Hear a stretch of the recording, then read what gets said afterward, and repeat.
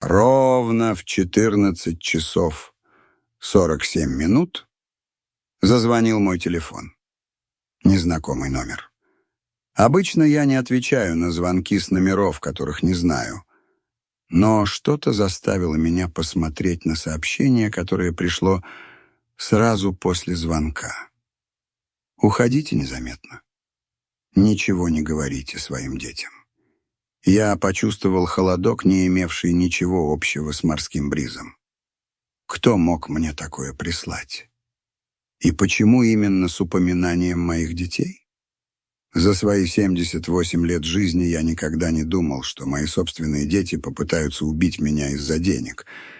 Но то сообщение на пляже спасло мне жизнь.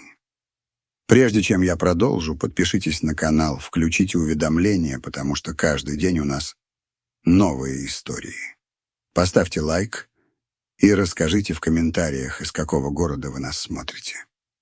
Меня зовут Иван Михайлович Сергеев, мне 78 лет, и то, о чем я собираюсь рассказать, навсегда изменило мою жизнь. Это было 15 июля 2023 года. Идеальная летняя суббота на пляжах Сочи. Прошло 2 года с тех пор, как я овдовел, потеряв свою дорогую Анну в сентябре 2021 года, и мои дети, Сергей, Кристина и Ольга, настояли на том, чтобы мы провели этот день вместе, как семья. Должен признаться, я был тронут. После смерти Анны наши семейные отношения стали более прохладными. Сергей, которому было 55 лет, всегда казался занятым своим бизнесом. 52-летняя Кристина жила, поглощенная своим миром роскоши, а Ольга, младшая, 48 лет, почти меня не навещала.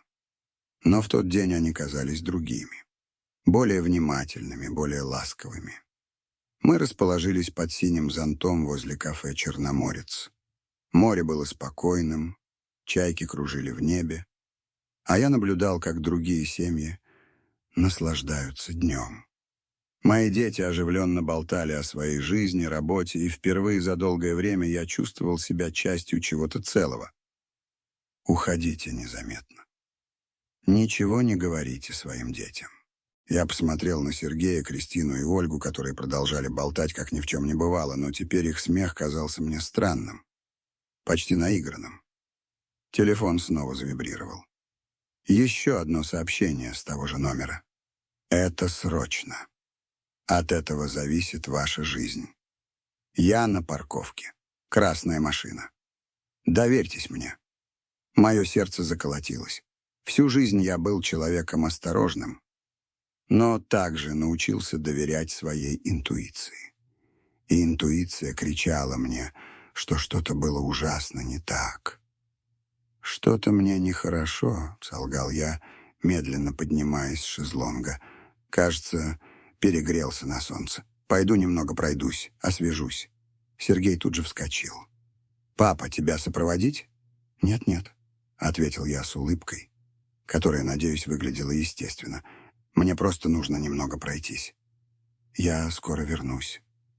Кристина посмотрела на меня с выражением, которое казалось искренним беспокойством.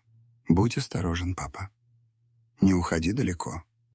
Я пошел к парковке, стараясь, чтобы мои шаги выглядели непринужденными, но мой разум лихорадочно работал. Кто знал, что я здесь? Кто знал моих детей достаточно хорошо, чтобы послать мне такое конкретное предупреждение? И тут я ее увидел. Женщина лет 35 с каштановыми волосами, собранными в хвост, ждала у красной лады Весты.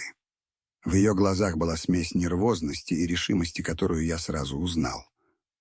«Наталья?» — прошептал я недоверчиво.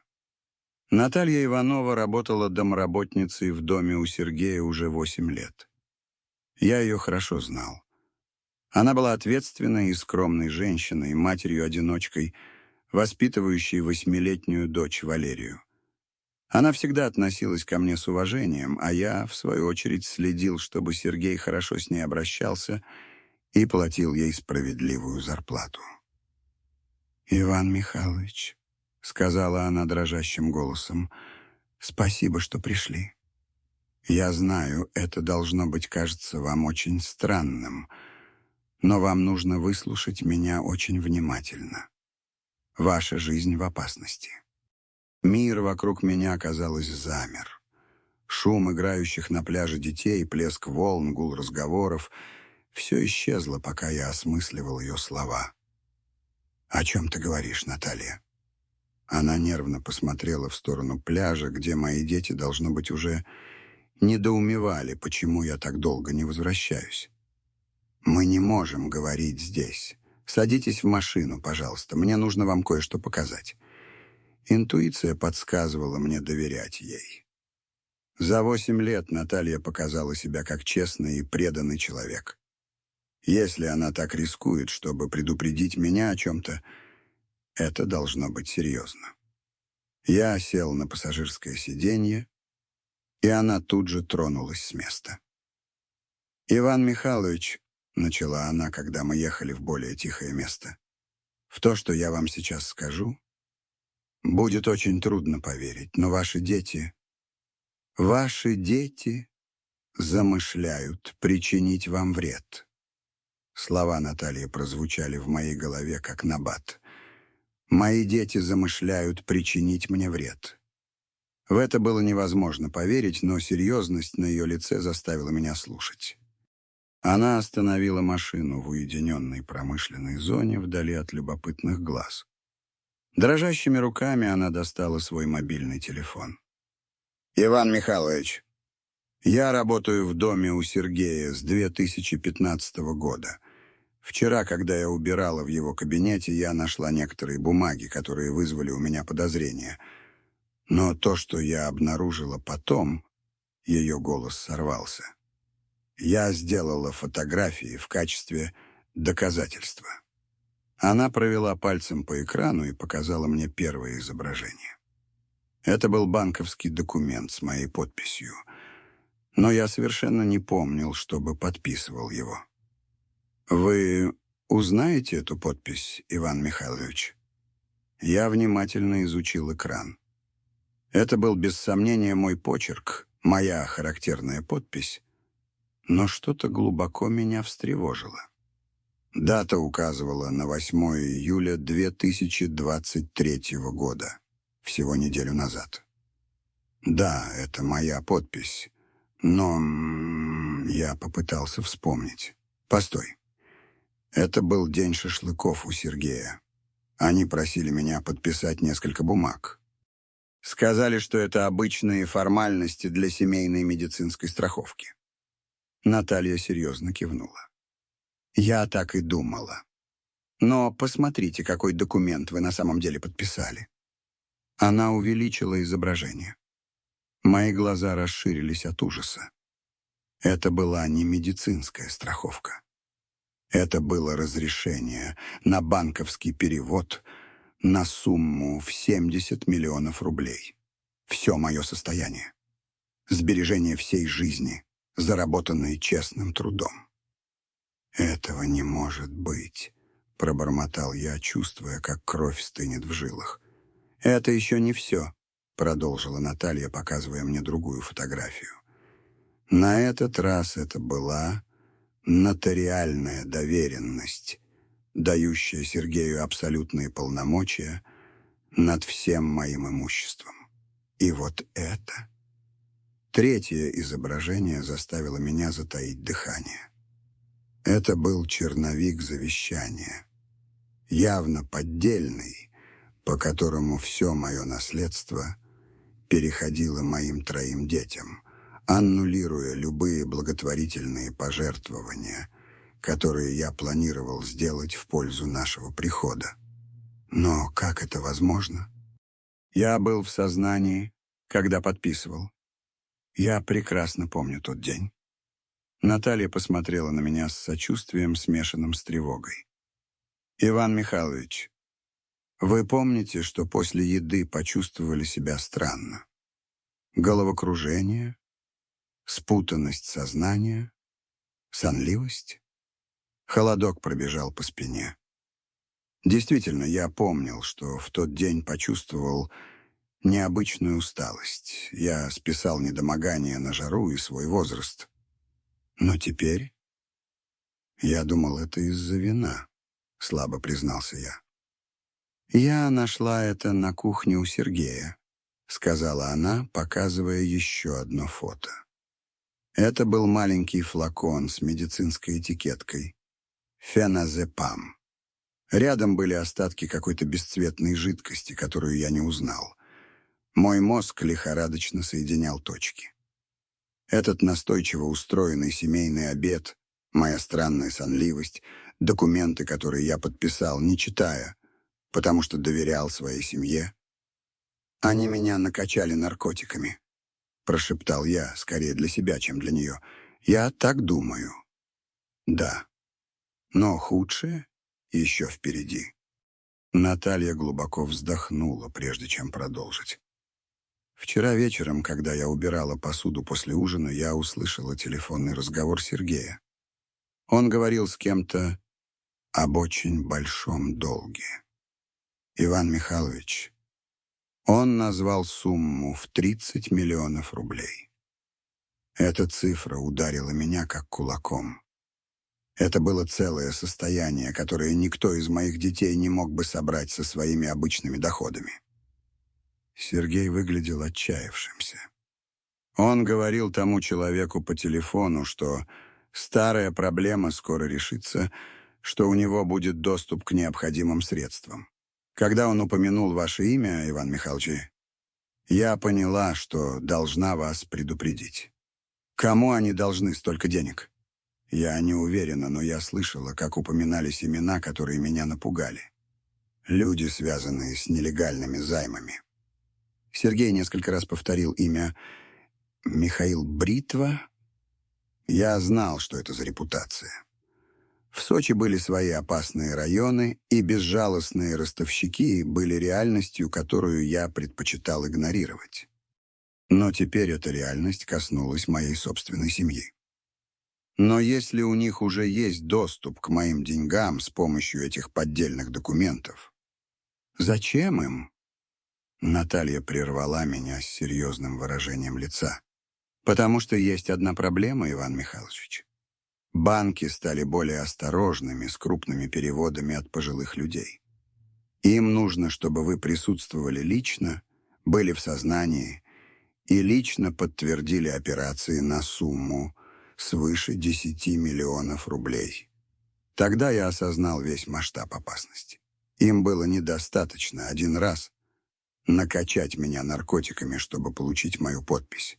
Им нужно было держать меня под контролем, податливым, возможно, навсегда лишенным способности принимать независимые решения. «Есть еще что-то, что вы должны знать», — добавила Наталья едва слышным голосом. «Сегодня рано утром, прежде чем они поехали на пляж, я слышала, как Кристина говорила с кем-то по телефону. Она упомянула что-то о плане «Б» на случай, если вы станете проблемным. План «Б»? Я не смогла расслышать все четко. Но она произнесла слова вроде «несчастный случай», «лестница в доме» и «быстрые похороны». Ужас ситуации обрушился на меня со всей силой. Мои собственные дети, кровь от моей крови, не просто планировали меня обокрасть. Они были готовы устранить меня, если потребуется. Поэтому я и отправила вам сообщение, Иван Михайлович. Вчера вечером я позвонила в полицию и все им объяснила. Они ведут расследование, но им нужно больше доказательств.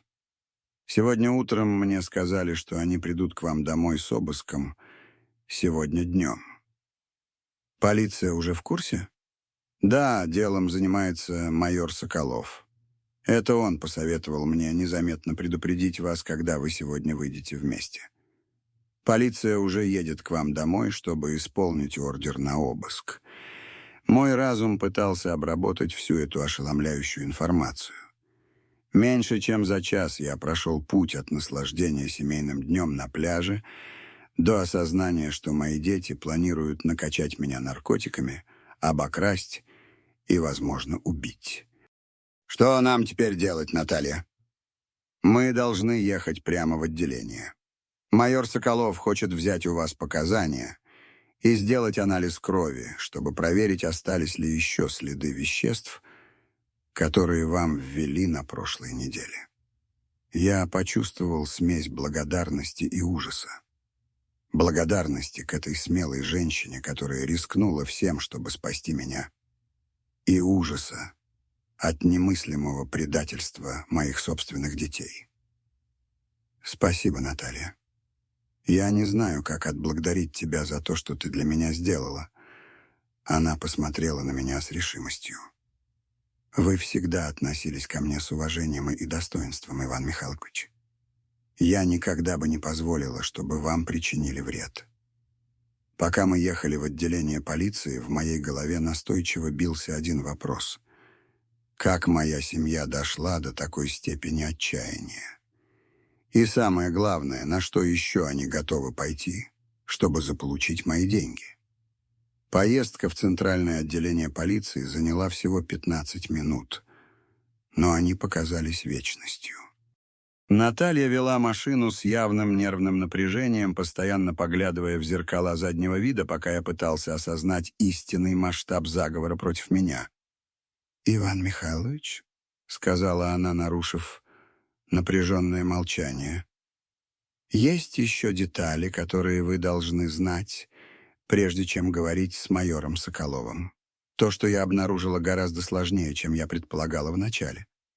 Она припарковалась на боковой улице недалеко от отделения и повернулась ко мне с обеспокоенным выражением лица. Прошлой ночью, после того, как я подслушала тот телефонный разговор Сергея, я решила копнуть глубже. Я дождалась, пока все уснут, и тщательно обыскала его кабинет. За книгами я нашла спрятанную папку. Она снова достала телефон и показала мне фотографии документов, от которых у меня кровь застыла в жилах. Это были счета за экстравагантные покупки. Новый «Мерседес» последней модели за 8 миллионов рублей на имя Сергея. Роскошные ювелирные украшения для Кристины на сумму 3,5 миллиона рублей и квартира на побережье, которую Ольга недавно приобрела за 15 миллионов рублей. Ни у кого из ваших детей нет достаточных доходов, чтобы позволить себе такое, объяснила Наталья. Сергей зарабатывает около 300 тысяч рублей в месяц на своей консалтинговой работе. Кристина получает около 200 тысяч как администратор. А Ольга едва ли 150 тысяч на своей частичной занятости. Невозможно, чтобы они могли позволить себе такой уровень жизни. Математика была неумолимой. На троих они не зарабатывали и 700 тысяч рублей в месяц. Этой суммы было недостаточно для поддержания той роскошной жизни, которой они, очевидно, наслаждались. Как же они все это финансировали? Это самая страшная часть, Иван Михайлович. Я нашла договоры частных займов, подписанные с нелегальными кредиторами. Условия просто зверские. Проценты 15% в месяц, личные гарантии, включающие физические угрозы и невыполнимые сроки возврата. Она показала мне фотокопии этих договоров. Имена кредиторов мне были незнакомы, но суммы были астрономическими. Сергей был должен 12 миллионов рублей, Кристина – 10 миллионов, а Ольга – 8. В общей сложности 30 миллионов рублей долга людям, которые, судя по пунктам договора, не колеблясь, применили бы насильственные методы для возврата своих денег. А этот Михаил Бритва, насколько я смогла незаметно выяснить, является лидером организации, занимающейся ростовщичеством в криминальных кругах Сочи и Москвы. У него есть судимости за вымогательство, угрозы и нанесение тяжких телесных повреждений. Его методы взыскания долгов известны своей жестокостью. Холодок пробежал по моей спине. Мои дети не просто попали в лапы анскрупулос кредиторов. Они выбрали одного из самых опасных в регионе. Когда истекал срок этих займов? Наталья пролистала свои фотографии. Конечный срок был 20 июля 2023 года, то есть через 5 дней. Если они не заплатят всю сумму, последствия будут суровыми. Теперь я понимал отчаяние, которое двигало их планом. У них не было выбора. Либо они немедленно получали мои деньги, либо их ждали репрессии, которые могли включать физическое насилие, ущерб их имуществу или что-то похуже. Но я нашла кое-что еще более тревожное, продолжила Наталья дрожащим голосом. Запись разговора на телефоне Сергея, которую он, видимо, забыл удалить. Она включила аудиозапись плохого качества, но достаточно четкую, чтобы понять диалог. Это был голос Сергея, говорящего с мужчиной с московским акцентом. «Михаил, мне нужно больше времени». Старик оказался подозрительнее, чем мы думали. «Времени больше нет, Сергей.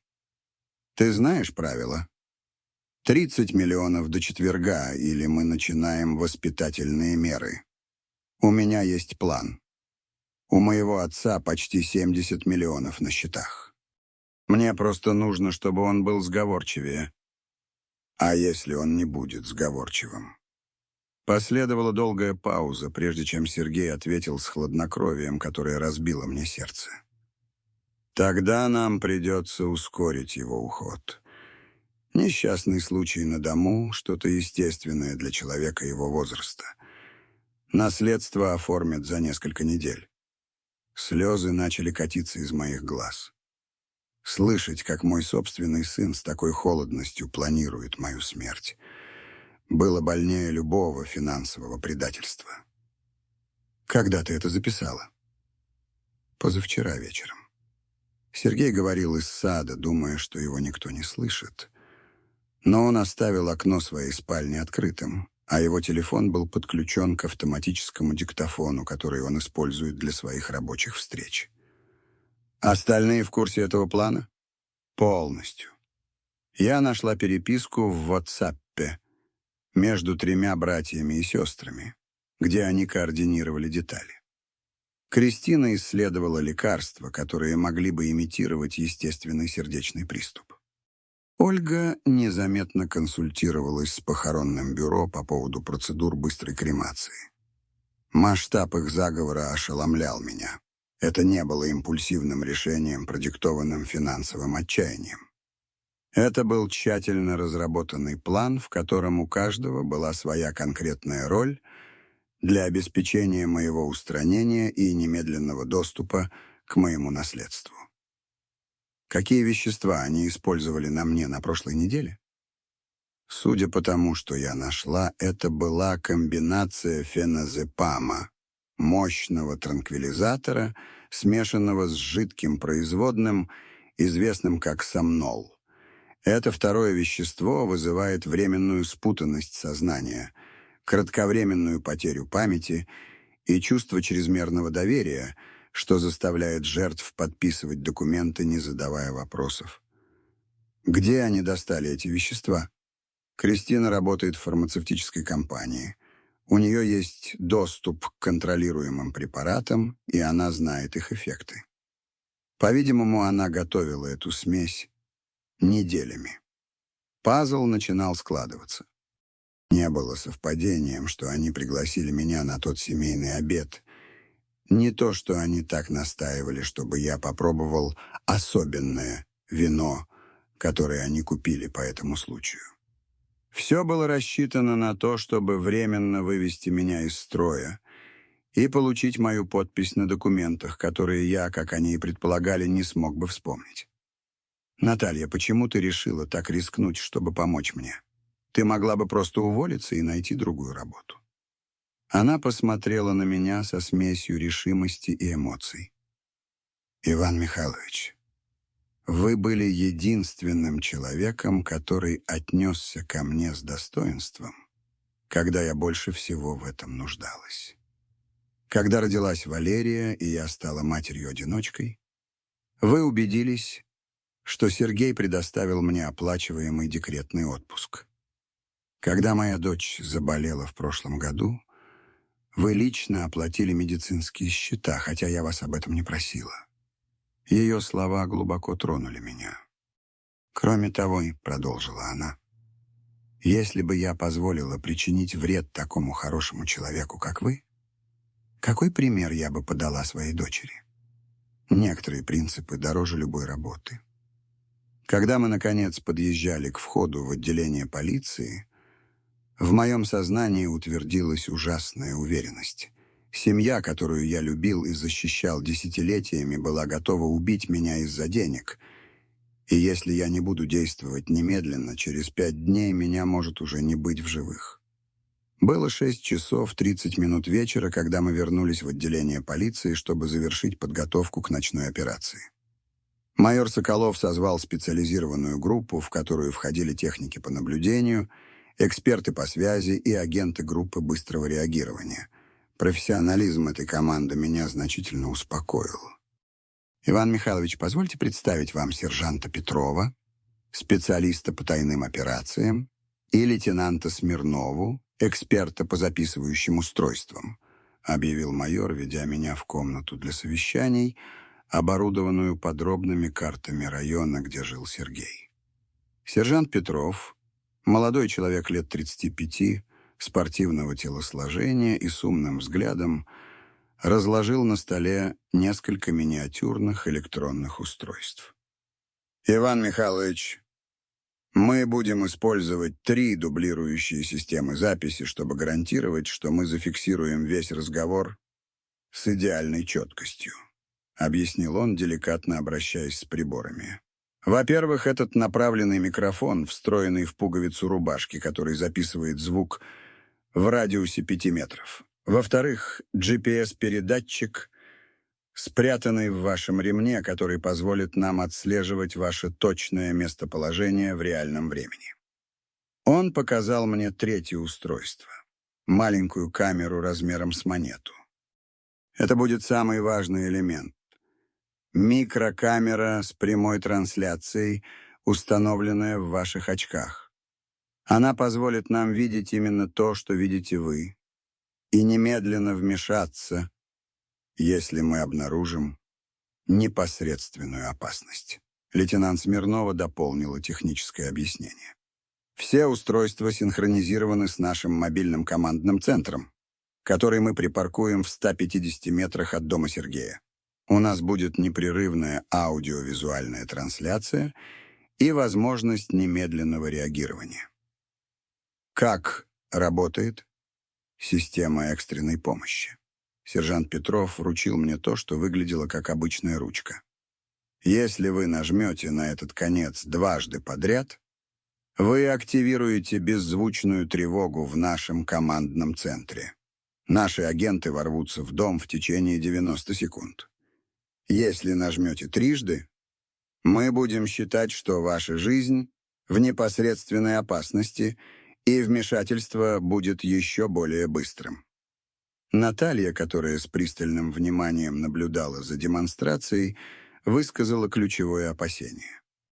«Как мне связаться с вами, если я замечу что-то подозрительное до того, как Иван Михайлович активирует экстренную кнопку?» «Отличный вопрос, Наталья Петровна. Вы возьмете это устройство», — ответила лейтенант Смирнова, показывая ей внешне обычный мобильный телефон. «Он запрограммирован с номерами быстрого набора. Если вы нажмете 1, это будет означать, что ситуация под контролем. 2 требуется осторожность, а 3 активирует немедленное вмешательство». Майор Соколов развернул аэрофотоснимки жилого района, где жил Сергей, отмечая стратегические позиции красными маркерами. У нас будет 6 агентов, распределенных по 3 замаскированным автомобилям, фургон доставки, припаркованный напротив парка, частный автомобиль на юго-восточном углу и мотоцикл электросети на задней улице. Все подступы будут под наблюдением. А что, если мои дети заподозрят что-то необычное в моем поведении? Мы подготовили правдоподобное прикрытие для объяснения любой нервозности, ответил сержант Петров, сверяясь со своими записями. Если они удивятся вашему поведению, вы можете списать это на медицинский испуг, который вы пережили на пляже. Естественно, что человек вашего возраста будет взволнован после приступа головокружения. Наталья дополнила стратегию. Я объясню им, что нашла вас очень обеспокоенным своим здоровьем и что вы настояли на возвращении, чтобы быть рядом с семьей. Они знают мой заботливый характер и не поставят под сомнение мою версию. Во сколько мы должны приехать к Сергею? Майор проверил часы. Наши агенты наблюдения подтверждают, что ваши дети вернулись с пляжа час назад. Судя по микрофонам, которые мы установили во время утреннего обыска, они обсуждают ваше неожиданное исчезновение. Они кажутся нервными, но не подозрительными.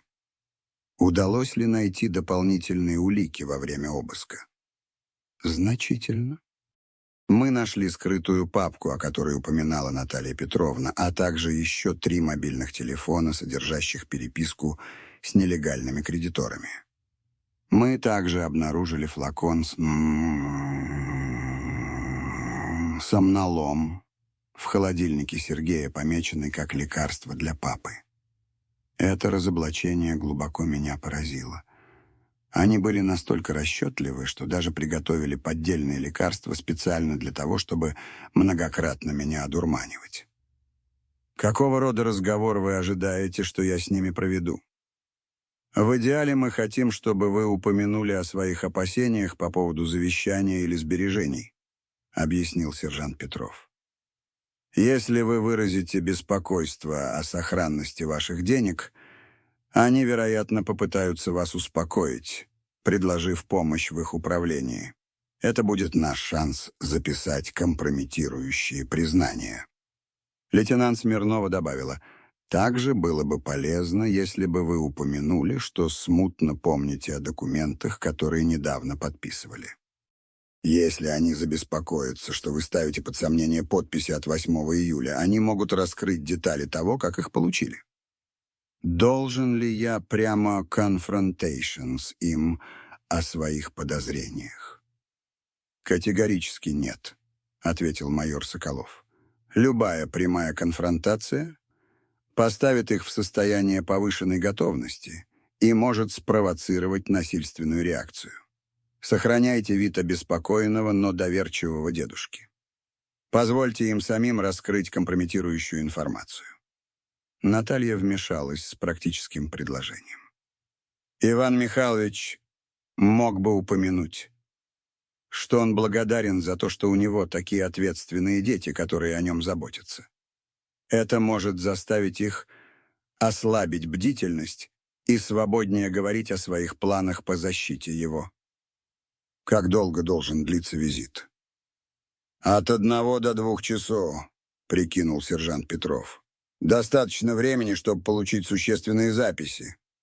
Но не так долго, чтобы вызвать подозрение, почему вы остаетесь там дольше обычного».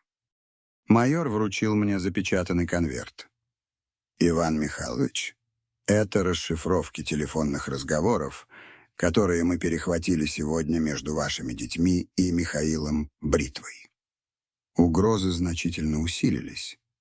Я с ужасом прочитал фрагменты диалогов, где этот Михаил требовал немедленной оплаты и с садистскими подробностями описывал последствия неисполнения. Это были не пустые угрозы, а конкретные обещания физического насилия, которые касались всей семьи. Когда вы планируете арестовать этого Михаила Бритву? Одновременно с сегодняшней операцией. Пока мы будем записывать признание ваших детей, другая группа арестует Михаила и его организацию в Москве. Мы хотим обезвредить всю сеть одним махом. Сложность операции меня впечатлила. Это был не просто случай семейного мошенничества, а комплексное расследование против преступной организации, которая раскинула свои щупальца на множество жертв. «Вы морально готовы к этому, Иван Михайлович?» — спросила лейтенант Смирнова с искренней заботой. «Слышать, как ваши собственные дети признаются в планах убить вас, будет эмоционально разрушительно». Ее вопрос заставил меня задуматься о внутренней силе, которая мне понадобится для выполнения этой миссии. За последние 2 года моя обновленная вера научила меня прощению и состраданию, но также и справедливости и защите невинных. Лейтенант, я прожил 78 лет и вырастил 3 детей, веря в такие ценности, как честность, семейная верность и уважение к жизни. Узнать, что мои собственные дети предали эти принципы. Больно, но позволить им продолжать это делать было бы предательством всего, чему мы с женой пытались их научить. Наталья взяла меня за руку в знак поддержки. «Иван Михайлович, помните, что вы в этом не одиноки. Мы все здесь, чтобы защитить вас и обеспечить торжество справедливости». Майор Соколов сверил часы всех участников. «Сейчас 19 часов 15 минут. Мы начинаем развертывание в 19 часов 30 минут. Иван Михайлович и Наталья Петровна прибудут в дом Сергея ровно в 20:00. К тому времени все наши системы будут в рабочем состоянии и готовы». Пока мне незаметно устанавливали записывающие устройства и проверяли их работу, мое сердце наполнялось смесью ужаса и решимости. Меньше чем через час я столкнусь со своими детьми, зная, что это может быть наш последний разговор как семьи. После этой ночи они будут просто преступниками, которые пытались убить собственного отца ради денег. Ровно в 20:00 Наталья остановила свою машину перед домом Сергея. Мое сердце колотилось с такой силой, что я боялся, как бы записывающие устройства не уловили его учащенный ритм. Двухэтажный дом с современным фасадом из светлого кирпича и ухоженным садом выглядел точно так же, как всегда. Но теперь я воспринимал его как сцену для противостояния, которое определит остаток моей жизни. Свет в главной гостиной был включен, создавая теплое сияние, которое в других обстоятельствах показалось бы уютным. Однако сегодня эта яркость казалась мне зловещей, как обманчивый блеск тщательно подготовленной ловушки. «Иван Михайлович, помните, ведите себя естественно», — прошептала Наталья, незаметно проверяя свой экстренный телефон. «Я позабочусь обо всем, что связано с напитками и едой. Не прикасайтесь ни к чему, что не прошло сначала через мои руки». Я глубоко вздохнул, поправил очки, оснащенные микрокамерой, и легонько коснулся ручки экстренной помощи в правом кармане, чтобы убедиться, что она на месте. Провода микрофона на пуговице странно ощущались на груди, но я надеялся, что рубашка их должным образом скрывает. Дверь открылась прежде, чем мы успели позвонить. На пороге появился Сергей с выражением, сочетавшим в себе притворное облегчение и явную обеспокоенность. «Папа, слава богу, ты в порядке. Мы так волновались, когда ты исчез с пляжа, не предупредив», — воскликнул он, обнимая меня с такой пылкостью, которая теперь, когда я знал его истинные намерения, показалась мне совершенно фальшивой. «Наталья нашла меня, у меня закружилась голова возле парковки», — объяснил я, следуя подготовленному сценарию. Я почувствовал себя сбитым с толку и дезориентированным. Думаю, это было слишком много солнца для человека моего возраста. Из кухни вышла Кристина, вытирая руки о цветастый фартук. Ее улыбка казалась искренне облегченной, что на мгновение сбило меня с толку. Возможно ли, что в ней сохранились какие-то остатки подлинной дочерней любви? Или она просто была непревзойденной актрисой? «Папа, как ты нас напугал!» Ольга в гостиной. Она уже собиралась звонить по больницам, спрашивать, не поступал ли ты. — сказала она, подходя, чтобы осмотреть мое лицо с видом профессиональной медицинской озабоченности. Из глубины дома выбежала Ольга, практически бегом. В ее глазах была тревога, которую можно было бы принять за дочернюю любовь, но теперь я подозревал, что ее мотивы были совершенно иными. «Папа, ты лучше себя чувствуешь? Может, тебя отвезти к врачу?» «У тебя в последнее время давление скачет», — спросила она, беря меня под руку с преувеличенной деликатностью. «Я в порядке, дочка. Мне просто нужно немного отдохнуть и, может быть, выпить чего-нибудь прохладного», — ответил я, позволяя им провести меня в гостиную. Интерьер дома отражал уровень жизни, который мои дети поддерживали на заемные деньги. Мебель из итальянской кожи, огромный телевизор с плоским экраном, украшения, которые, очевидно, стоили больше месячной зарплаты любого из них. Каждый предмет напоминал мне, что они жили в финансовой лжи, которую невозможно было поддерживать. «Наталья, принеси, пожалуйста, минеральной воды из холодильника», — попросил Сергей, казалось бы, небрежным тоном. Но я уловил в его голосе скрытое напряжение. «Конечно, Сергей Иванович», — ответила Наталья, направляясь на кухню. Ей было специально поручено контролировать все, что мне предложат выпить. Я сел на главный диван, откуда мог наблюдать за выражениями лиц моих 3 детей. Кристина устроилась справа от меня, Ольга слева, а Сергей остался стоять передо мной, бессознательно принимая доминирующую позу, которая показалась мне весьма красноречивой. «Папа, мы тут обсуждали твое финансовое положение», — начал Сергей с тоном мнимой заботы. «В твоем возрасте управлять такими сбережениями и сложными банковскими решениями должно быть очень утомительно. Почему ты сейчас об этом заговорил?» — спросил я, изображая невинное удивление. Кристина вмешалась с расчетливой мягкостью. «Папа, мы знаем, что мама всегда занималась многими бюрократическими формальностями. Без нее ты, должно быть, чувствуешь себя перегруженным такой финансовой ответственностью». «Верно. Некоторые вещи стали сложнее», — признал я, следуя стратегии, предложенной полицией. «В последнее время я чувствую себя немного сбитым с толку по поводу некоторых документов, которые я, помню, подписывал». Все 3 быстро переглянулись, и микрокамера определенно должна была это зафиксировать.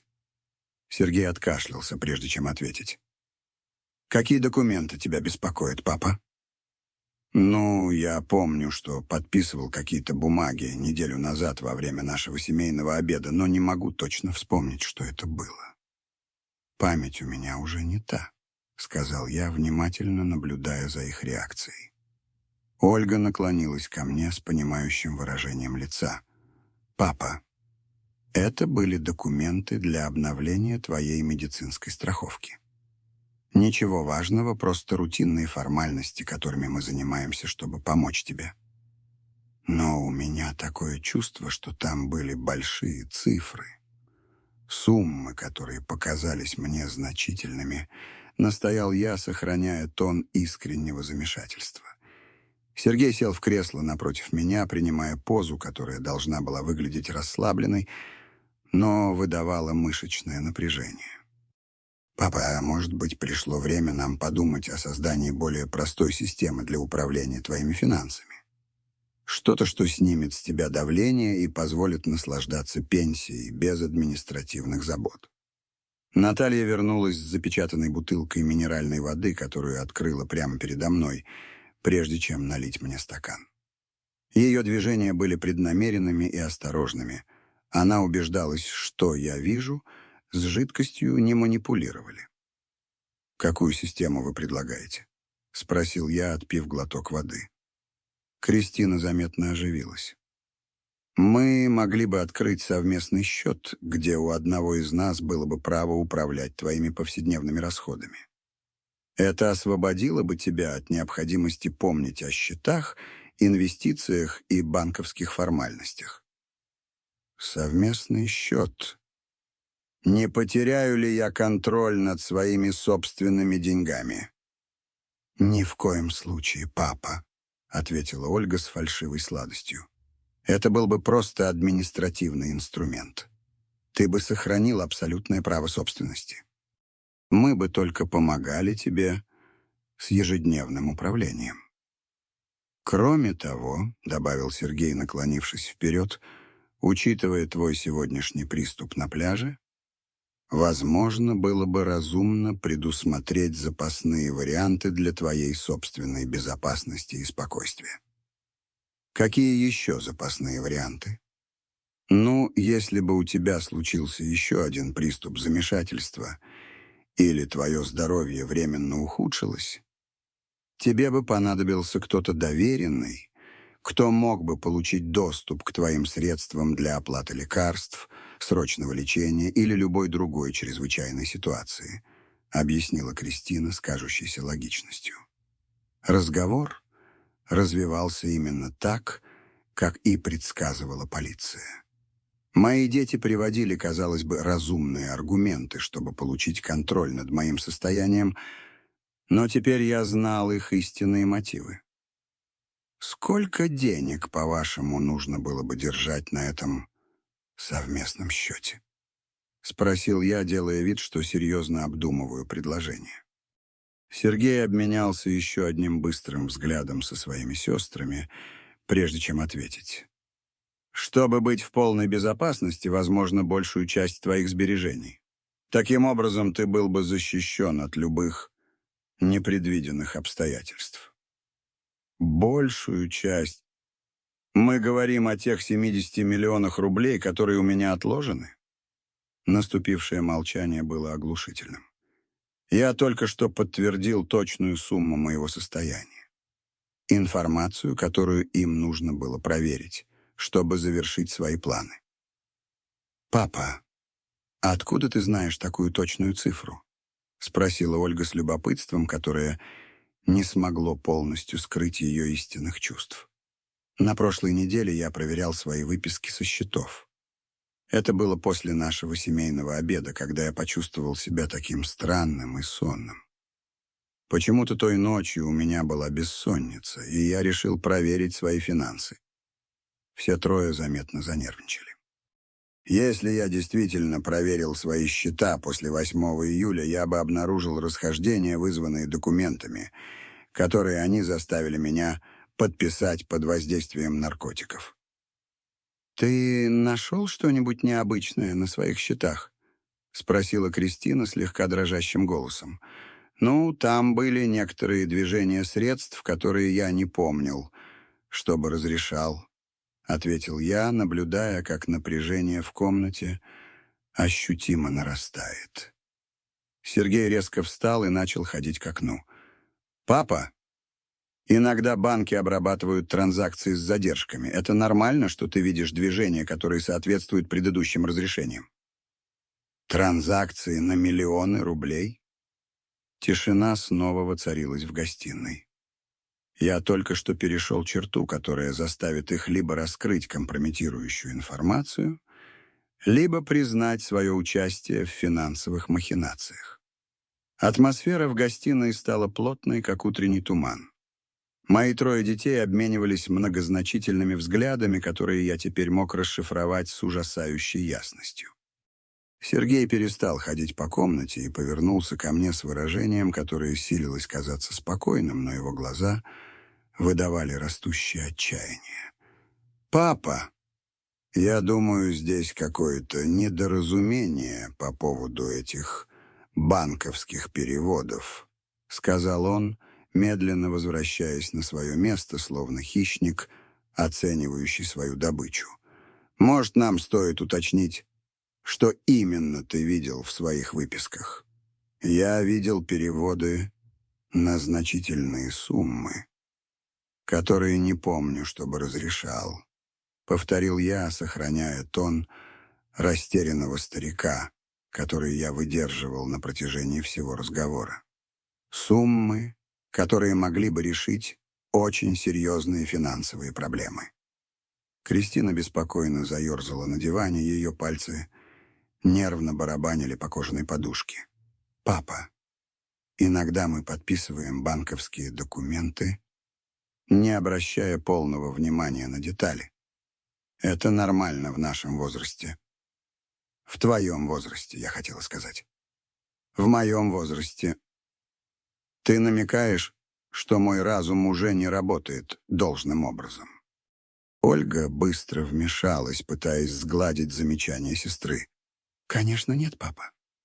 Кристина просто хочет сказать, что управление сложными финансами может быть стрессом для любого. Но вы, кажется, знаете о моих финансах больше, чем я сам помню», — заметил я, впервые позволив нотке подозрения просочиться в мой голос. Наступившее молчание длилось несколько неловких секунд. Я видел, как трое Саоро Зинцу общаются взглядами, очевидно, приходя к какому-то негласному соглашению. Сергей глубоко вздохнул и занял более прямую позу. «Папа, нам нужно быть с тобой честными по поводу нашего семейного положения». «Какого положения?»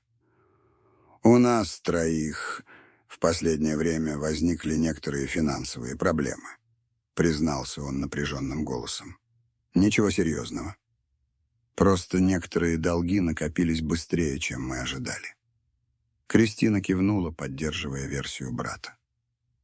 «Папа, ты же знаешь, мы всегда были ответственными, но нынешняя экономическая ситуация оказалась сложной для всех.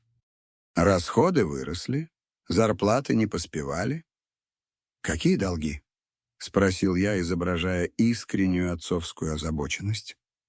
Ольга обменялась многозначительным взглядом с Сергеем, прежде чем ответить. «Кредиты на дома, машины, некоторые инвестиции, которые не оправдали ожиданий. Сколько вы должны в общей сложности?»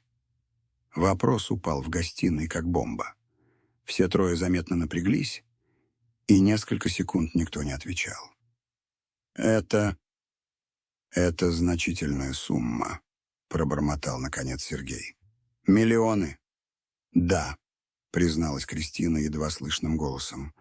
«Почти 30 миллионов рублей». Воздействие моего конкретного вопроса было немедленным и разрушительным. Сергей совершенно побледнел. Кристина невольно застонала, а Ольга прикрыла рот руками, словно хотела вернуть назад слова, которые вот-вот произнесет. «Как? Как ты знаешь эту точную цифру?» — пролепетал Сергей. «Потому что это именно та сумма, которая фигурирует в документах на перевод средств с моей подписью. Подписью, которую я не помню, чтобы ставил сознательно», — ответил я со спокойствием, которого внутренне не чувствовал. Наталья, которая незаметно стояла в углу гостиной, подошла, чтобы предложить мне еще воды. Ее движения были намеренно медленными, давая мне время осмыслить реакцию моих детей на мое разоблачение. «Папа», — сказала Ольга дрожащим голосом, — «если ты видел эти документы, значит, ты знаешь, что мы в отчаянном положении». «В отчаянном? Насколько?» Сергей снова вскочил и начал ходить кругами, проводя руками по волосам. «Папа, люди, которым мы должны деньги, они не совсем традиционные банки. Что это значит? Это значит, что если мы не заплатим в ближайшее время, последствия будут выходить за рамки кредитных проблем», объяснила Кристина, и в ее глазах начали появляться слезы. «Какие последствия?» Ольга всхлипнула, прежде чем ответить. «Папа, они нам угрожали. Сказали, что если мы не заплатим до четверга, они начнут применять более убедительные методы». «Кто вам угрожал?» Сергей остановился у окна, повернувшись ко мне спиной. «Человек по имени Михаил. Михаил, но все его знают под другим именем». «Каким другим именем?» «Михаил Бритва», — прошептала Кристина. Это имя подтвердило все, что мне рассказала полиция. Мои дети не просто попали в сети нелегальных кредиторов. Они выбрали самого жестокого и опасного в регионе. И что этот Михаил от вас потребовал? Все 30 миллионов плюс набежавшие проценты, ответил Сергей, повернувшись ко мне с явным отчаянием на лице. В общей сложности почти 35 миллионов рублей. Когда? Послезавтра, 20 июля. И что произойдет, если вы не сможете заплатить? Тишина снова воцарилась в гостиной, но на этот раз она была другой. Это была тишина людей, которые обдумывали ужасные возможности и приняли необратимые решения. «Папа», — сказала, наконец, Ольга едва слышным голосом, «Михаил объяснил нам, что у него есть методы, чтобы обеспечить оплату, так или иначе. Какие методы?» Сергей вернулся к дивану и сел напротив меня, наклонившись вперед с напряженным выражением.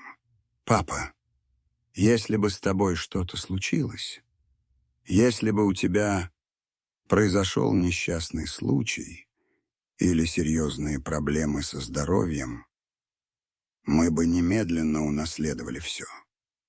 Процесс был бы быстрым, особенно если есть четкое завещание и уже оформленные нотариальные доверенности.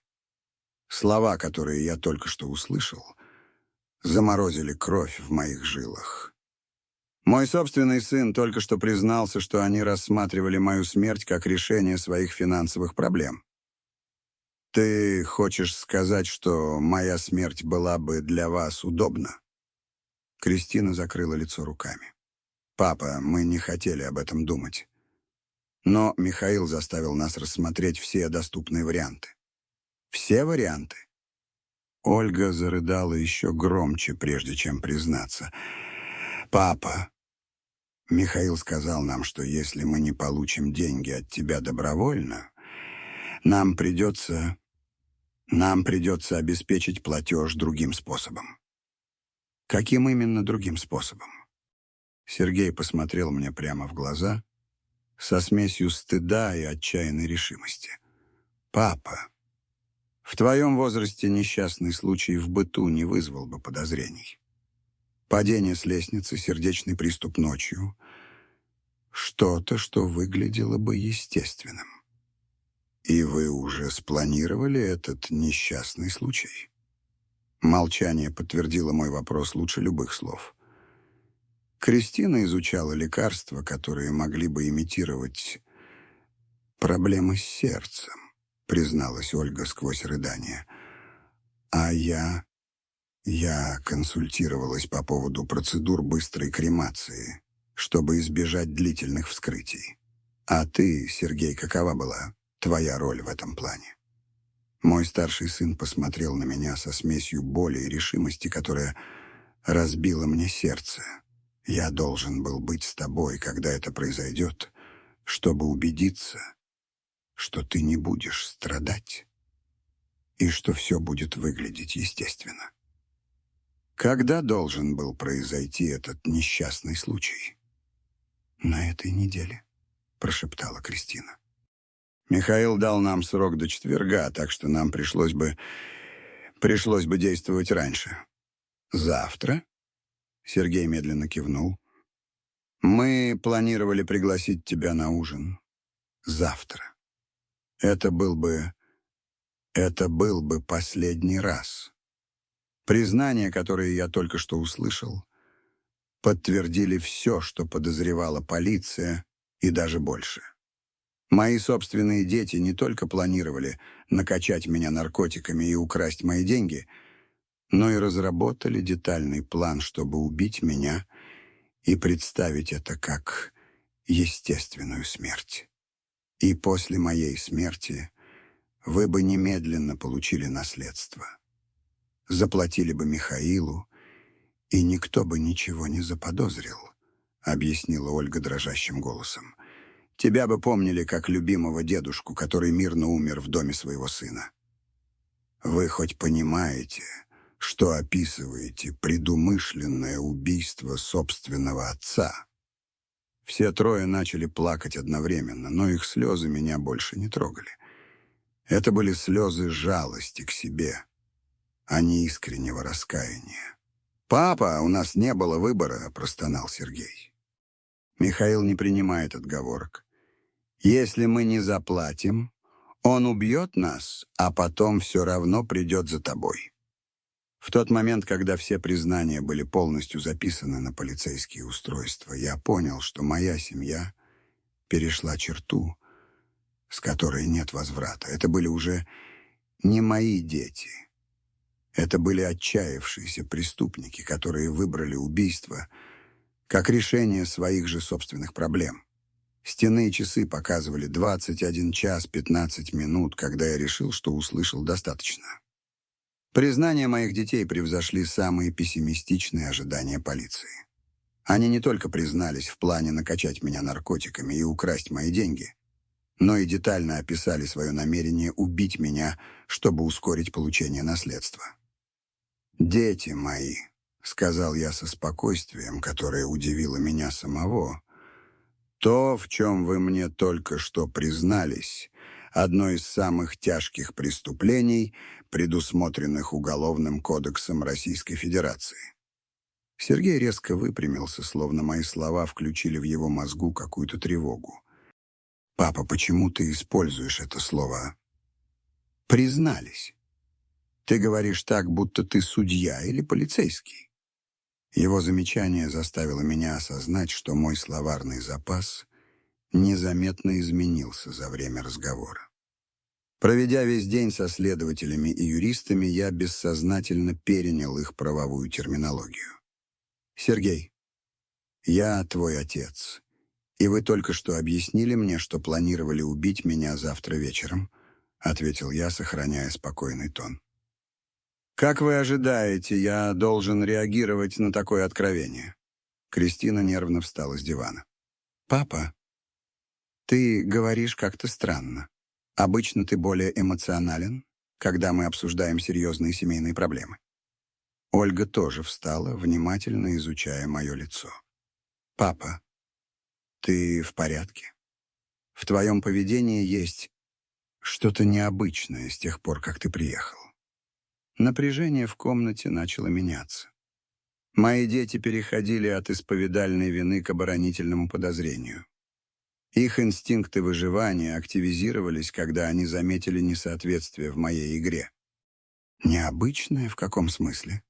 — спросил я, пытаясь сохранить образ сбитого с толку дедушки. «Обычно, услышав нечто столь тревожное, ты бы кричал, плакал или хотя бы дрожал», — заметил Сергей, подходя ко мне осторожными шагами. «Но ты слишком спокоен, слишком сдержан». Наталья вмешалась со своего места у кухни. Иван Михайлович был очень взволнован после инцидента на пляже. Возможно, шок заставил его отреагировать по-другому. «Шок», — повторила Кристина с растущим подозрением, глядя на Наталью. «Наталья, это ведь ты нашла моего отца на пляже, верно?» «Именно. Где?» «Я нашла его возле парковки. Он выглядел дезориентированным и беспокоился о своем давлении», — ответила Наталья заученной фразой. «Но почему ты сама была на пляже?» — надавила Ольга. «Предполагалось, что это твой выходной, и ты обычно проводишь его с Валечкой дома».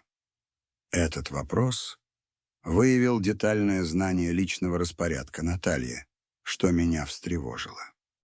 Мои дети следили за передвижениями своей домработницы с вниманием, которое предполагало либо паранойю, либо подготовку к чему-то конкретному. «Валечка захотела на пляж, поэтому мы решили провести день там», — объяснила Наталья, но ее голос выдавал растущую нервозность. Сергей остановился прямо передо мной, наклонившись, чтобы рассмотреть мое лицо. «Папа, во всей этой ситуации что-то не сходится». «Что не сходится?» «Сначала ты таинственно исчезаешь с пляжа без объяснений, затем возвращаешься через несколько часов с Натальей, которая случайно тебя нашла. Теперь ты допрашиваешь нас о наших финансовых проблемах, используя юридическую терминологию, и реагируешь с неестественным спокойствием на признания, которые должны были бы тебя опустошить. Его анализ был слишком точен. Моя игра была убедительной в первой части разговора, но поддержание образа во время таких экстремальных откровений требовало театральных навыков, которыми я не обладал. «Сергей, я только что узнал, что мои собственные дети планировали меня убить», — сказал я, частично отказываясь от симуляции. «Ты ожидал, что я отреагирую истерикой?» «Я ожидал, что ты отреагируешь как наш отец, а не как профессиональный следователь», — ответил он все более напряженным голосом. Кристина подошла к окну и слегка отодвинула штору. «Папа, на нашей улице припарковано несколько машин в необычных местах. Фургон, который я раньше не видела, машина, которая стоит там слишком долго». Мое сердце забилось быстрее. Полицейская операция была замечена моими детьми, чья паранойя обострила их наблюдательность. «На что ты намекаешь, Кристина?» «Я намекаю, что, возможно, твое исчезновение с пляжа было не таким уж случайным, как ты нас заставил поверить», — ответила она, повернувшись ко мне со все более враждебным выражением. Ольга присоединилась к сестре у окна. «Кристина права. Слишком много подозрительной автомобильной активности, чтобы это было совпадением». Сергей подошел к ящику в гостиной и достал небольшой бинокль. Наблюдая через него за улицей, его выражение лица постепенно становилось все жестче. «Папа. Мужчина в синей машине сидит в наушниках, и на пассажирском сиденье у него видно оборудование связи», — объявил он холодным голосом. «На фургоне доставки нет логотипов ни одной реальной компании, и кто-то наблюдает изнутри». Ситуация стремительно ухудшалась. Мои дети обнаружили полицейское наблюдение и теперь считали меня ответственным за привлечение этого внимания. «Что ты хочешь сказать?» — спросил я, хотя уже знал ответ. «Я хочу сказать, что ты нас предал», — ответил Сергей с твердостью, которой я никогда раньше не слышал в его голосе. «Ты каким-то образом сообщил властям о наших разговорах». Наталья попыталась вмешаться. «Сергей Иванович, Иван Михайлович был со мной весь вечер. У него не было возможности с кем-либо связаться». «Весь вечер с тобой», — повторила Кристина с ядовитым сарказмом. Домработница, которая случайно становится постоянной спутницей нашего отца в тот самый день, когда на нашей улице появляется полицейское наблюдение. «Наталья просто помогла мне, когда мне стало плохо», — слабо возразил я. Ольга вернулась от окна с выражением растущей ярости. «Папа, знаешь что? Я думаю, вот что произошло на самом деле. Я думаю, Наталья что-то узнала о наших планах, предупредила тебя. И вы вместе обратились в полицию. Это смешно». «Смешно?» — перебил Сергей, угрожающе подходя ко мне. «Тогда объясни мне, почему на тебе другая рубашка? Не та, что была на пляже сегодня утром». Его замечание ударило меня, как молния. Действительно, во время подготовки к операции в отделении я сменил рубашку, чтобы разместить записывающее устройство. Деталь, казалось бы, незначительная, которая теперь ставила под угрозу всю операцию. Я переоделся, потому что та была вся в поту после приступа на пляже, отчаянно солгал я. «И где ты взял эту новую рубашку?» «Я не узнаю ее в твоем гардеробе», — надавила Кристина с проницательностью человека, который месяцами изучал мои привычки. Прежде чем я успел ответить, Сергей бросился ко мне и начал ощупывать мою рубашку опытными руками. «Папа, здесь что-то твердое, как странная пуговица». Его пальцы наткнулись на записывающее устройство. В этот момент фарс окончательно закончился. «Это микрофон!» — закричал он, яростно срывая устройство с моей рубашки. Он нас записывает. Кристина подбежала и начала осматривать мои очки. А это похоже на крошечную камеру. Ольга с убийственным выражением лица бросилась к Наталье. Ты с ними связалась, ты все это организовала. «Ольга, пожалуйста!» — закричала Наталья, отступая к стене. Сергей с неконтролируемой яростью раздавил микрофон ногой. «Папа, ты только что уничтожил свою собственную семью! Ты только что нас всех осудил!» В этот самый момент, словно по особому сигналу, входная и задняя двери дома одновременно распахнулись с оглушительным треском. «Полиция! Всем на пол! Немедленно!» Вооруженные сотрудники ворвались с нескольких направлений, заполнив гостиную криками властных приказов и металлическим лязгом готовящихся наручников. Майор Соколов появился среди первых, направляясь прямо ко мне. «Иван Михайлович, вы не ранены?»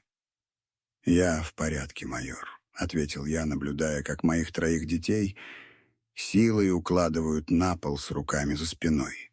«Папа!» — крикнул Сергей, когда на него надевали наручники. «Ты нас предал! Мы же твоя семья!» «Иван Михайлович», — позвала лейтенант Смирнова от входа, «мы одновременно арестовали Михаила Бритву и 2 его сообщников в Москве. Найдена документация, подтверждающая угрозы в адрес вашей семьи». Кристина истерически рыдала, когда ее поднимали с пола. «Папа, мы были твоими детьми. Как ты мог так поступить?» «Вы были моими детьми до тех пор, пока не решили убить меня из-за денег», — ответил я с твердостью, которая меня самого удивила. Ольга посмотрела на меня с чистой ненавистью, когда ее выводили к двери. «Ты пожалеешь об этом. Семью защищают, а не предают». «Наталья Петровна», — сказал сержант Петров, подходя к Наталье, «ваша смелость спасла жизнь и помогла обезвредить преступную организацию. Вы будете находиться под защитой полиции до окончания судебного процесса». Наблюдая, как моих 3 детей сажают в разные полицейские машины, меня охватила смесь облегчения и полного эмоционального опустошения. Я спас свою жизнь, но навсегда потерял свою семью.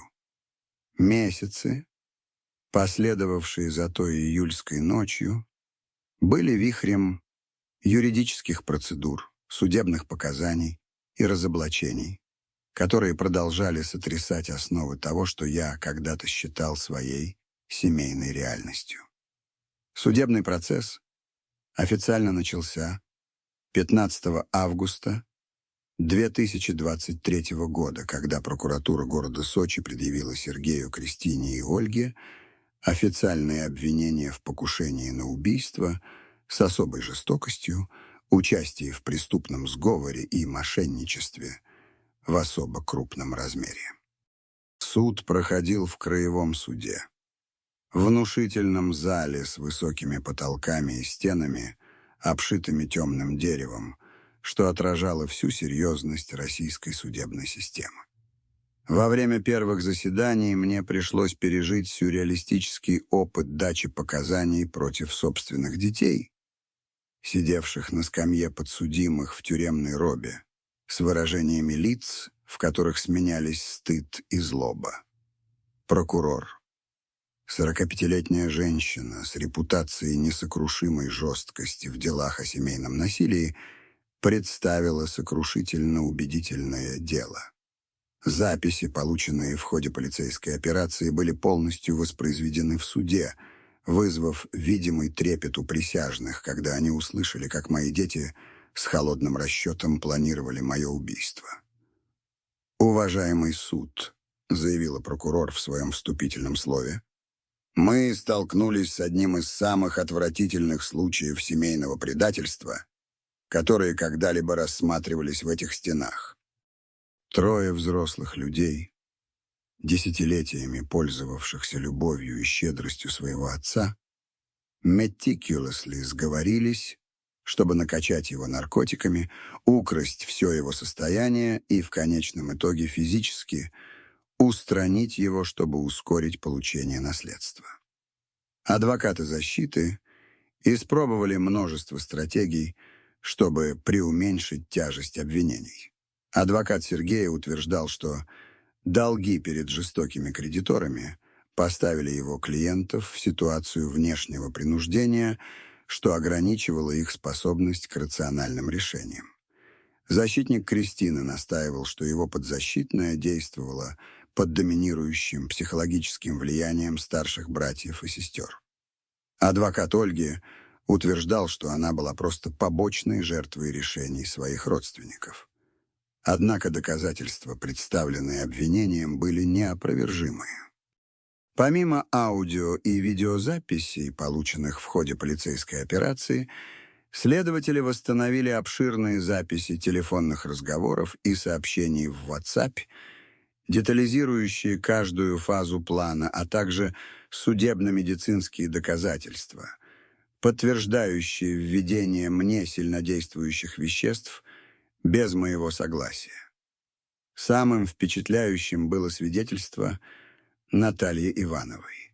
В течение 2 полных дней она подробно рассказывала суду, как постепенно раскрывала заговор, с точностью описывая разговоры, которые она слышала, документы, которые она сфотографировала, и моральное решение, которое заставило ее рискнуть своей личной безопасностью, чтобы защитить меня.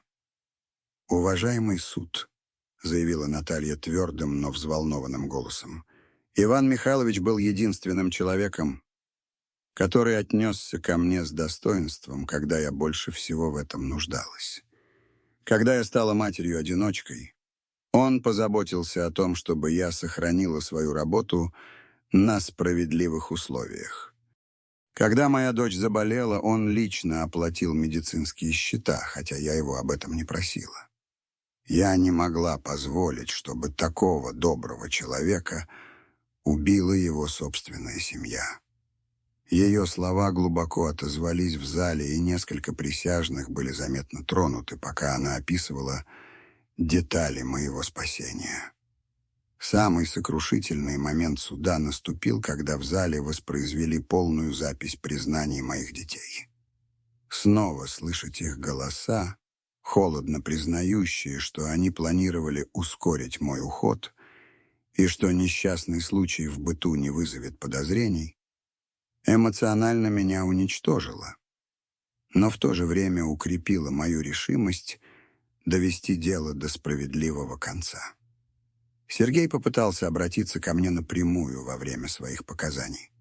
«Папа, я хочу, чтобы ты знал, что мы бы никогда на самом деле не осуществили этот план. Это было просто отчаяние, просто слова, сказанные под огромным давлением». Я посмотрел ему прямо в глаза и ответил со спокойствием, которое меня самого удивило. «Сергей, записи доказывают, что вы установили конкретные даты, разработали подробные методы и предусмотрели меры по сокрытию улик. Это не просто слова, это преступный умысел». Кристина также попыталась воззвать к моим отцовским чувствам. «Папа, мы твоя семья. Мы совершили ужасные ошибки. Но мы все еще твои дети. Разве это для тебя ничего не значит?» Это значило для меня все на протяжении 78 лет, ответил я дрогнувшим голосом. Но вы сами решили разрушить эти отношения, когда решили, что мои деньги стоят дороже моей жизни.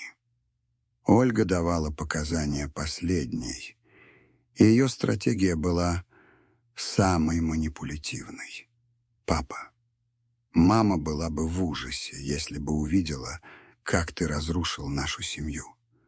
Она всегда учила нас, что семья должна прощать друг друга». Ее слова глубоко ранили меня, но я нашел силы в памяти об Анне, чтобы ответить. «Твоя мать учила меня безусловной любви, но также справедливости и защите невинных. Она бы никогда не потерпела, чтобы ты пыталась убить собственного отца. Самая разоблачительная фаза суда наступила, когда прокурор представила дополнительные доказательства, обнаруженные в ходе расширенного расследования. Детективы отследили финансовую деятельность моих детей за предыдущие 2 года, выявив схему экстравагантных расходов, полностью финансируемых за счет ростовщических кредитов. «Уважаемый суд», — объясняла прокурор, показывая банковские документы, «обвиняемые не попали в долги из-за непредвиденных обстоятельств или экономического кризиса. Они сознательно вели непосильный для себя образ жизни, финансируя роскошь на заемные деньги под преступные проценты, с самого начала зная, что не смогут вернуть эти суммы своими законными доходами. Представленные в качестве доказательств счета рисовали картину систематической финансовой безответственности. Ужины в роскошных ресторанах, стоившие больше недельной зарплаты обычных работников, покупки одежды и украшений на сотни тысяч рублей, международные отпуска, полностью финансируемые за счет ростовщических кредитов. «С того момента, как они взяли эти долги, — продолжала прокурор, — обвиняемые знали, что их единственная надежда на платежеспособность — это доступ к состоянию их отца. Смерть их матери в 2021 году просто ускорила их преступный план. Показания финансового следователя были особенно губительны для защиты. По нашим подсчетам, обвиняемым потребовалось бы работать 47 лет без каких-либо личных расходов, чтобы погасить свои долги законными доходами. Устранение их отца не было отчаянной мерой в последнюю минуту. Это был их финансовый план с самого начала. Михаил Бритва также давал показания из тюрьмы, предоставив дополнительные подробности о разговорах, которые он вел с моими детьми. Его показания, хотя и явно мотивированные желанием смягчить собственный приговор, подтвердили, что Сергей конкретно предложил окончательное решение проблемы, когда первые попытки получить мои деньги добровольно провалились. «Сергеевы не были невинными жертвами обстоятельств», — заявил Михаил с циничной ухмылкой. «Они пришли ко мне с готовым планом. Они точно знали, сколько денег у старика. Они знали, как получить к ним доступ, и когда они предложили более быстрый вариант, у них уже были продуманы все детали. Во время заключительных прений защита предприняла последнюю отчаянную попытку вызвать сочувствие суда. Все 3 адвоката подчеркивали семейную трагедию этого дела, утверждая, что тюремное заключение моих детей оставит меня в полном одиночестве на склоне лет. Однако прокурор эффективно разрушил эти аргументы. «Уважаемый суд, обвиняемые не заслуживают сочувствия за то, что разрушили семейные узы, которые они добровольно решили разорвать. Иван Михайлович не будет одинок. Он будет в безопасности, защищен от тех, кто доказал свою готовность убить его ради экономической выгоды». 18 декабря 2023 года, после 3 дней совещаний, присяжные вынесли единогласные вердикты о виновности по всем пунктам обвинения против всех 3 подсудимых. Председатель суда огласил приговоры с подобающей торжественностью. Сергей Иванович Сергеев, Кристина Ивановна Сергеева и Ольга Ивановна Сергеева признаются виновными в покушении на убийство совершенном группой лиц по предварительному сговору с особой жестокостью, в мошенничестве в особо крупном размере и в незаконном обороте сильнодействующих веществ. Каждый приговаривается к 15 годам лишения свободы с отбыванием наказания в колонии строгого режима, без права на условно-досрочное освобождение до отбытия 10 лет срока. Когда я услышал эти слова, я испытал сложную смесь облегчения, печали и, наконец, справедливости. Мои дети получили заслуженное наказание за свои деяния, но это не облегчало боль от того, что я навсегда потерял людей, которые когда-то были самым важным в моей жизни. Михаил Бритва и его сообщники получили еще более суровые приговоры. 18 лет для Михаила за организацию преступного сообщества и по 12 лет каждому из его подельников за вымогательство и угрозы. Когда я в последний раз покидал зал суда, Сергей крикнул мне со скамьи подсудимых: «Папа, когда-нибудь ты пожалеешь об этом? Мы твоя единственная семья». Я повернулся к нему в последний раз и ответил: «Сергей, моя семья умерла в ту ночь, когда вы решили меня убить. Преступники, которые сегодня отправляются в тюрьму, просто носят имена моих детей.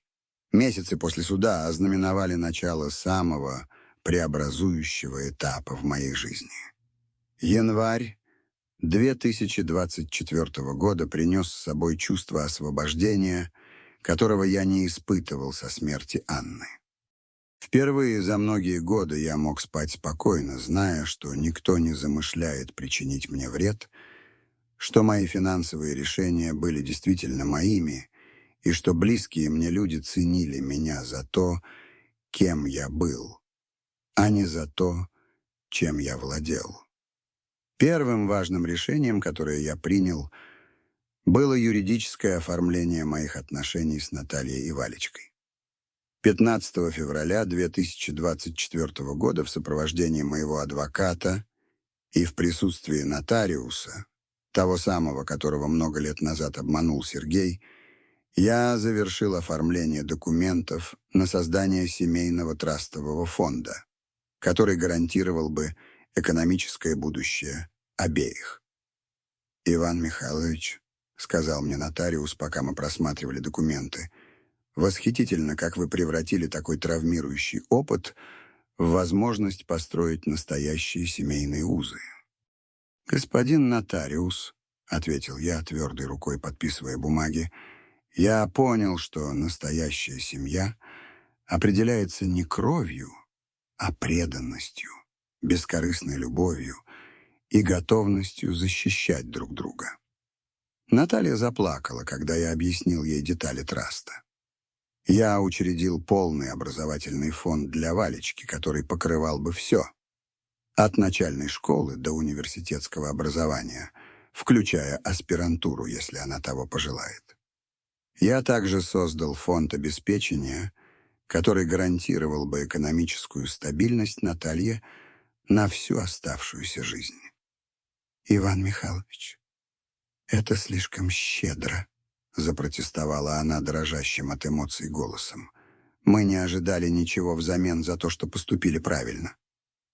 «Именно поэтому вы этого заслуживаете», — ответил я, обнимая ее как дочь, которую я никогда не думал снова обрести. «Вы спасли мне жизнь, не ожидая никакой выгоды. Теперь я хочу убедиться, что у вас будут все возможности, которые упустили мои биологические дети». Интеграция Валечки в мою жизнь прошла на удивление естественно. Эта умная 9-летняя девочка обладала ненасытным любопытством и врожденной добротой, которые постоянно напоминали мне, почему стоит строить лучшее будущее. В марте 2024 года я записал ее в престижную международную гимназию, предлагавшую передовые академические программы. «Дедушка Ваня», — сказала она мне, используя прозвище, которое она приняла спонтанно. «Почему мои одноклассники говорят, что это странно, что мой дедушка на самом деле не мой дедушка?» Ее слова глубоко тронули меня. «Валечка, некоторым дедушкам везет выбирать своих внуков, а некоторым внукам везет выбирать своих дедушек.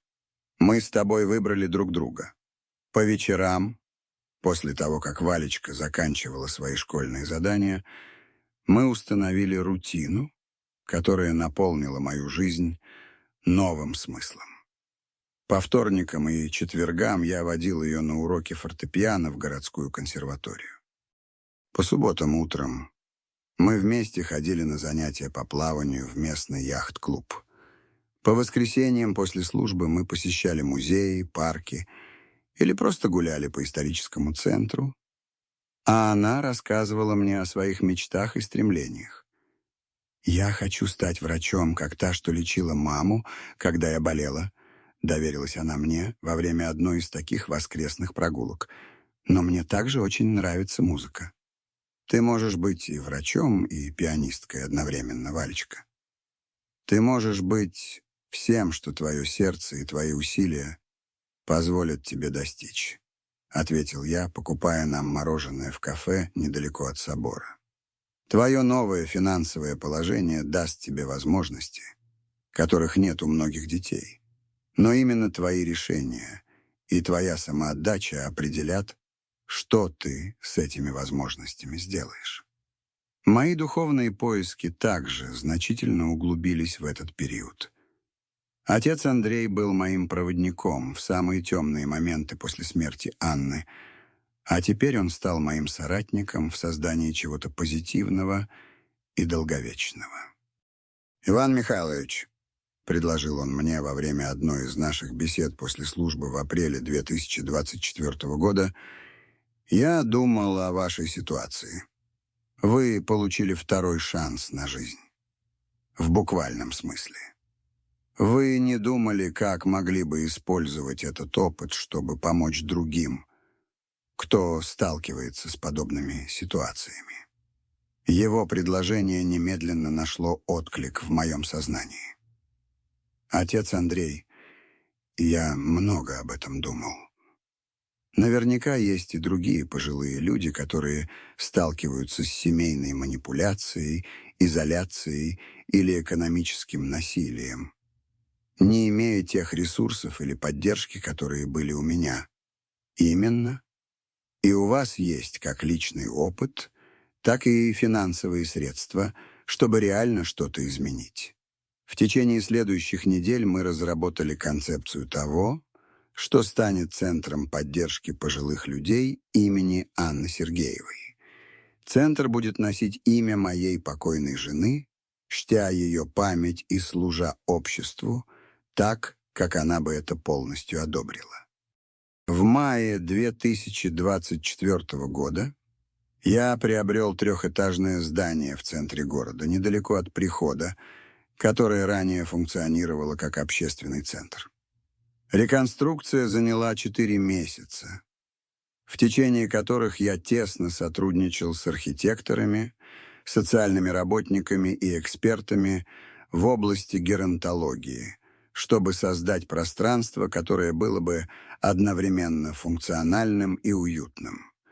В центре были предусмотрены кабинеты для бесплатной юридической консультации, комнаты для психологической терапии, классы для образовательных семинаров по финансовой защите и специализированная библиотека с ресурсами для пожилых людей.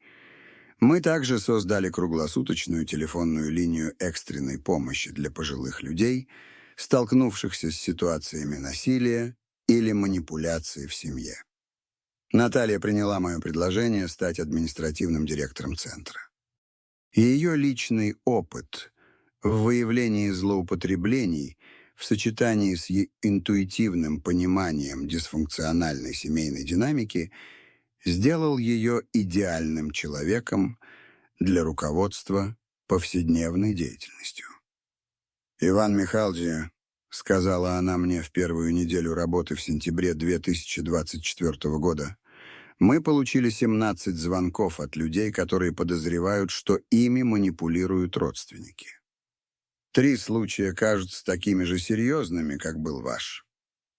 Какого рода манипуляции они испытывают?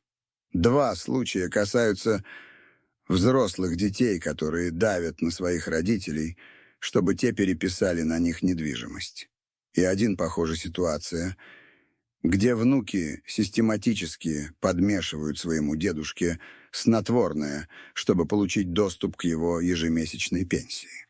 Осознание того, что мой опыт не был уникальным, а являлся частью более широкой социальной проблемы, побудило меня активизировать наши усилия.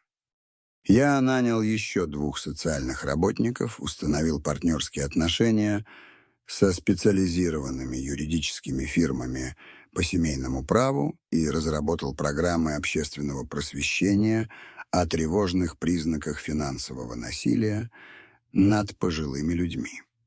В этот период активного восстановления я получил ровно 47 писем от моих детей из тюрьмы. Все они следовали одному и тому же шаблону. Мольбы о прощении, обещания измениться, призывы к семейному единству и случайные завуалированные угрозы о моем будущем одиночестве без них. Первое письмо пришло в феврале 2024 года. Сергей писал: «Дорогой папа, каждый день в тюрьме я размышляю о наших ошибках. Мы были в отчаянии, сбиты с толку, под влиянием злых людей, но ты все еще наш отец, а мы все еще твои дети. Пожалуйста, подумай о том, чтобы навестить нас, чтобы мы могли лучше объяснить тебе, что произошло на самом деле». Я внимательно читал каждое письмо, но так и не ответил ни на одно. Не из-за жестокости, а потому что я четко научился различать искреннее раскаяние и продолжающуюся манипуляцию.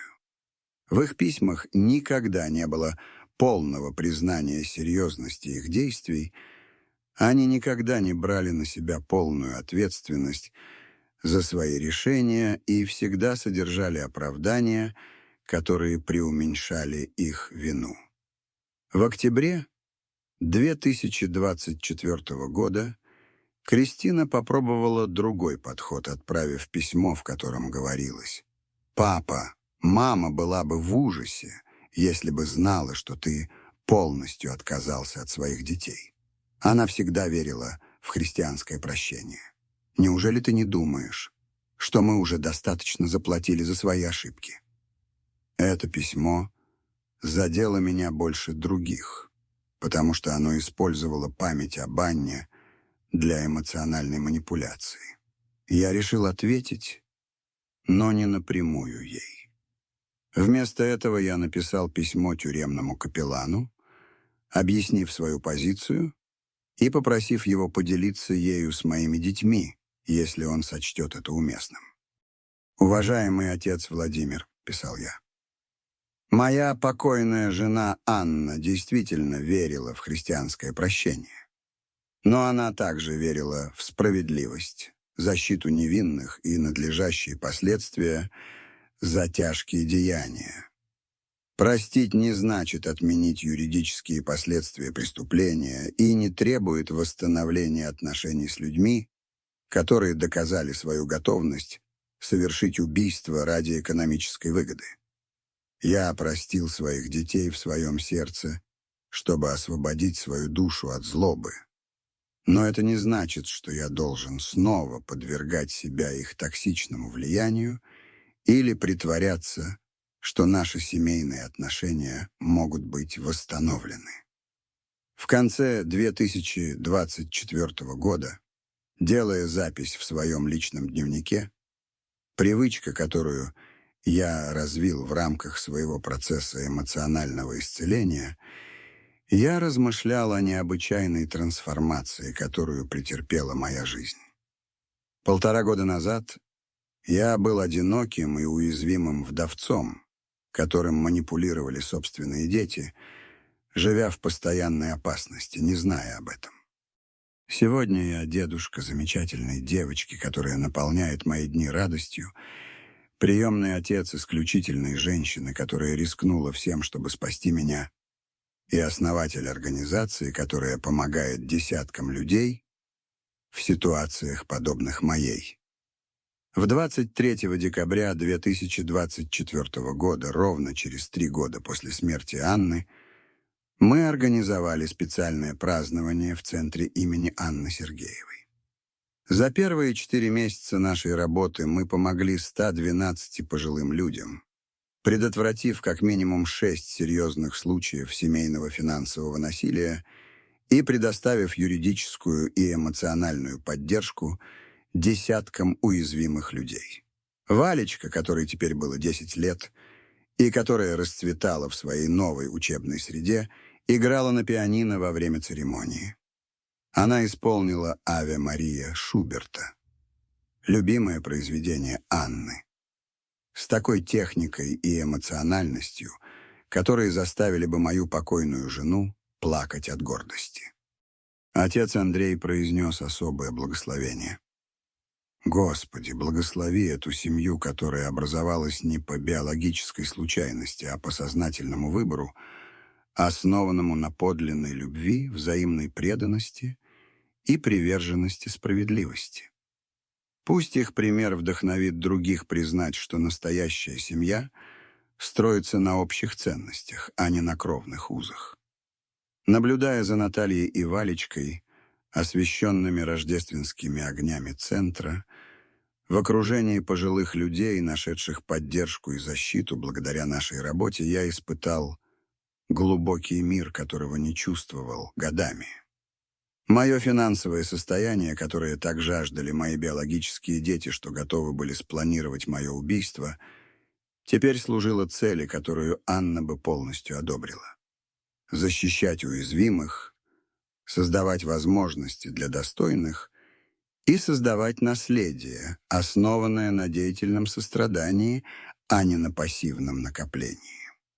Этой ночью, перед тем, как уснуть в своем обновленном доме, теперь наполненном детским смехом, значимыми разговорами и уверенностью в подлинных семейных узах, я написал последнюю запись в своем дневнике за год.